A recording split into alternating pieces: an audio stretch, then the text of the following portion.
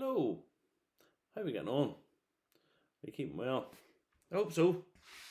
Um, this is the first one of these reviews that I've done since I have come back from the States. Yeah, and I decided to do well one that I've been really looking forward to. If I'm totally honest, it's obviously the Waterford Cuvée.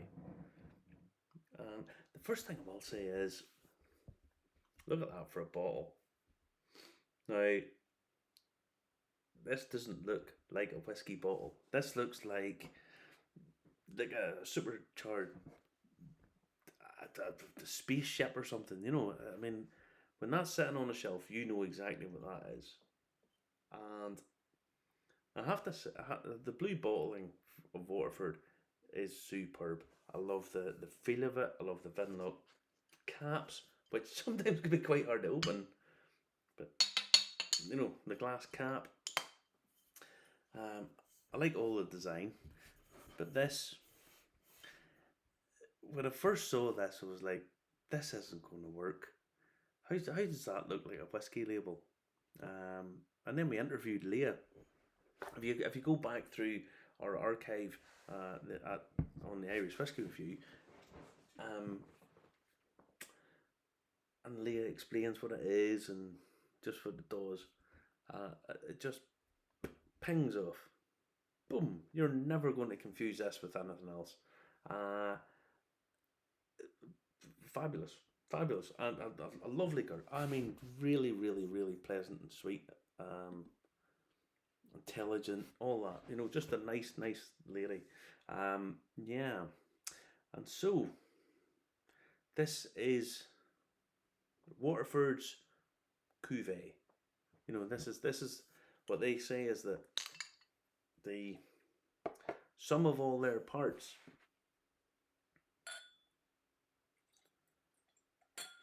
Now, I've been really looking forward to this because when Waterford announced their project and what they were going to be doing, it didn't make any sense to me. It really, it was just too. What are they doing this and this one and heading this out here and that's going to do that and so on, and it didn't make a huge amount of sense. It just. But then once you actually start understanding it and start to appreciate exactly what's going on, it all starts to make a bit more sense. And the whole drive of the whole thing is obviously Mark Rainey. He's the passion behind it, if you like. He's the intelligence behind it in many ways. He's the soul of the whole place is Mark Rainey. And he no one will doubt his passion. No one will tell me that there's any more passionate people, a more passionate person in Irish whiskey than Mark Rainey, because I don't think there is. And the whole project, I mean, just turning around and making Ned his head distiller, never had distilled anything in his life, and basically told him, just don't fuck it up. That was the instructions that Ned said to us. That was the instruction he was given. To go out and get, I mean, a young girl, Grace, to oversee the whole Terroir project. She's fun, pleasant, friendly, all of that. But the biggest thing that comes through on her is just how smart she is. She just is clued up, knows her stuff, knows exactly what it is that her remit is. One of the best people I've ever interviewed, especially off camera. But when you're talking to her, and she's funny, and she's just pleasant girl, pleasant person. And then you start asking her technical stuff, and boom, she's on it, and really, really, really clever. I mean, sharp as a tack. So they've got the location, they've got fabulous branding. They've brought in, that really works. It just does. It just does. It's a super. The bottle's superb. Again, all of these factors coming in, and all the terroir code and all this. I've done the on the back of every bottle of Waterford. In case you're not sure, you can go to the website and type in this code, and you'll find what I have on my mobile telecommunication device. So what is on my mobile telecommunication device is that this is a 4-year-old, 5 months and 19 days. That's the youngest component. It was assembled on the 23rd of April, bottled on the 26th, 50%, 40,000 bottles. Components, single farm origins. There's 25 components in this. And it goes on, our distillery, technological marvel, blah, blah, blah, blah, blah, blah, blah, blah. Don't mean to be blah, blah, blah, blah, blah, blah. But all of the farms, you can go on and see where all the farms were that go into it. It gives names of them. Barley varieties. I'll not bore you all the technique. If you're really interested, you can type this in and go and read all of this yourself. The data that's down with this is, I mean, it's just incredible. I mean, it just is. Fermentation time, 138 hours. Production water, volcanic aquifer. And honestly, it tells you the casks, when the casks were in, what they were filled at, etc., etc. So all of that's there. And it's all, I mean, when people talk about transparency, there's no more transparent whiskey in the world than what Waterford are doing. There just isn't, and it's this is the culmination of everything that they're working for. Now, what's it like?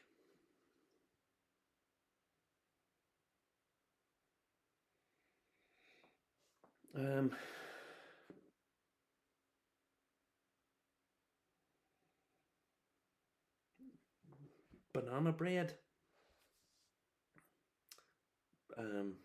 freshly cooked banana bread. It's got that baking note that you get when it's still warm, that you don't get whenever it's cold.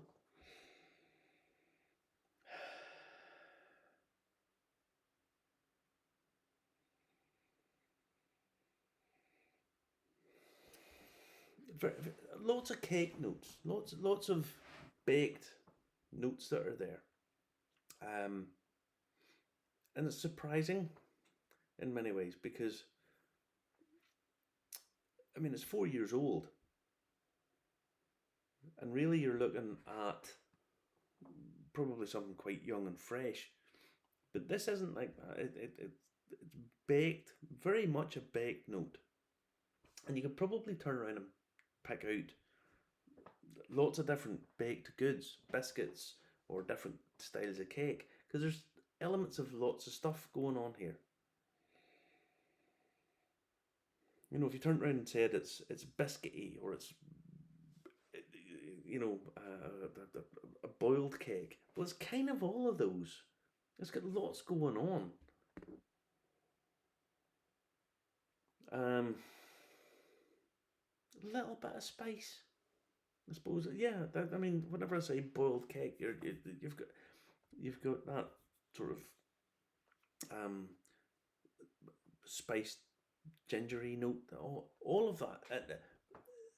I kind of get the feeling that any of those baked breads, if someone was to turn around and just say, "Oh, it's got just ordinary pan loaf, freshly baked bread," I would say they're not far off the mark with that. That's kind of what I'm getting. It's just that sort of baked good, spice coming in, and various spices.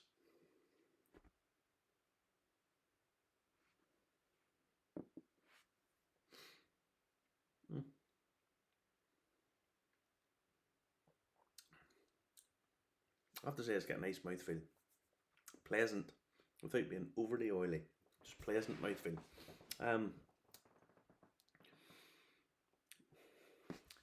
Probably a bit more spice coming through than the baked good now. So there's elements of clove there. There's little bits of mint. It's moving over a sort of herby, spicy.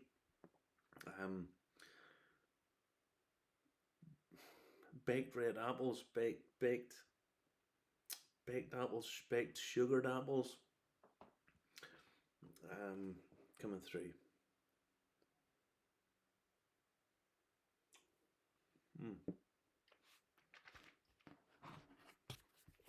Now, I want to just check something. Where's the casks? Where's the casks? Jim Beam, ex-bourbon. There's something that Jack Daniels, Maker's Mark, Jim Beam, Bourbon Selects, Heaven Hill,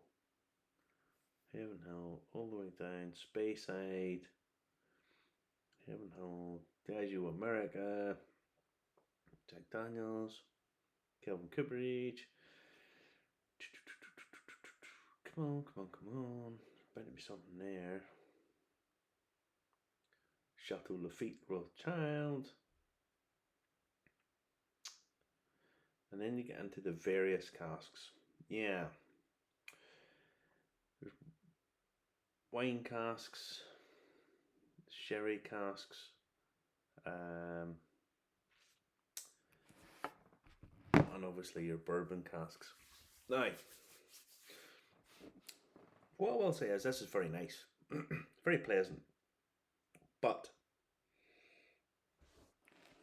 this is not a finished product to me. It just isn't. This kind of has a feeling that I don't want to say rushed, because I don't think it is. It's got loads and loads of flavour, but what it has is this is kind of like almost there. And what I mean by that is, in 5 years' time, this won't taste like this. This will be different in 5 years' time. And this is their Cuvée. This is the release that they're going to take forward and say that they're going to take forward. But in 5 years' time, this will be markedly different. And it won't necessarily be by design. What will happen is, as they have aged stock that is sitting there, they'll take it forward and it will just do that. It'll just tighten itself up. It'll be better on the nose. It'll have a little more rounded flavours. On the palate, it'll be a little more rounded, a little softer and oilier. You know, it'll have a slightly better mouthfeel. It'll be slightly more balanced. And it's not because they're aiming to do it. It'll just improve a little bit going forward. And just these little incremental changes that in 5 years' time will be massive over a period of 5 years, and maybe a little bit more. This will just improve and improve and improve. And again, I'm not saying that this isn't great. It's not good. It is good. But as it just moves that little bit further, it'll just improve. It'll just become a better whiskey. I'll have to keep some of this bottle and keep it for 5 years, because honestly, it'll just, in terms of flavor drift, and just better, and as everything becomes that little bit better and a little bit better aged, and there's a bit more age to the product they're making, it'll go into this, and it'll become just better. Yeah. I really like what Waterford are doing. They have caused ripples. They're big money baggers. You know, they've got plenty of money, so they're not relying on making vast profits straight away. They've got big money backers. They can take their time, but they haven't done that. They keep shocking the system. I mean, coming out with a bottle like this, how this looks, they're shocking the establishment, if you like, from day one. This is our project. This is the terroir. Bottle design, bang, big label, stand out. Do this, do that. Don't need to release it early, but we're going to do it now. And I kind of get the feeling that it probably an extra year or two probably would have done this a little bit better. And then moving forward, it would have been a little bit better again. But in saying that, there's nothing wrong with this.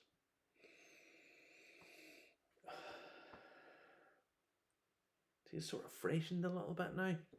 All the baked goods have sort of moved on a little bit. It's just more fresher. There's a slightly appley, fresh appley note to it. Almost like an American hard gum sweetie note coming off it. It's kind of sweetened a little bit.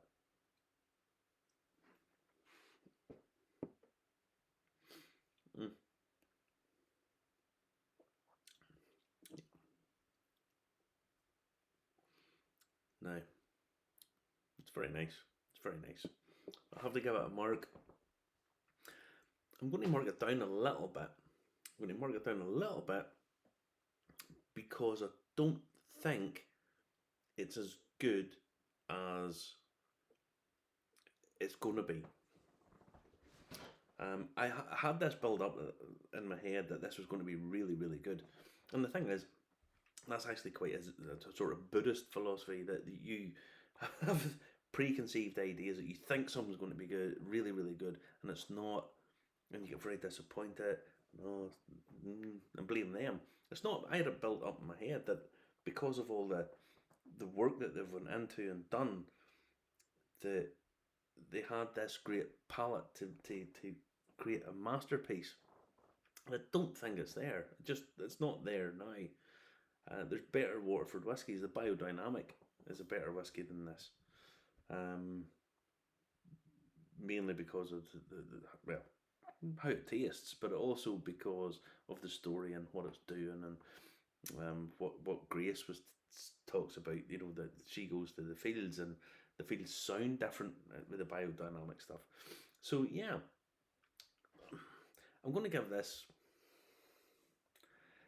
I mean, it's €70 a bottle, so I mean, it's pricey enough, really. But I would quite easily give it 6.5, 7, maybe a push on this. And in 5 years' time, I'll give it a higher mark. I just know I will, because it'll be better in 5 years' time than it is now. So yeah, really, really like what Waterford are doing. I do. I like this. I love the label. I mean, the label just pings off. It's slightly embossed.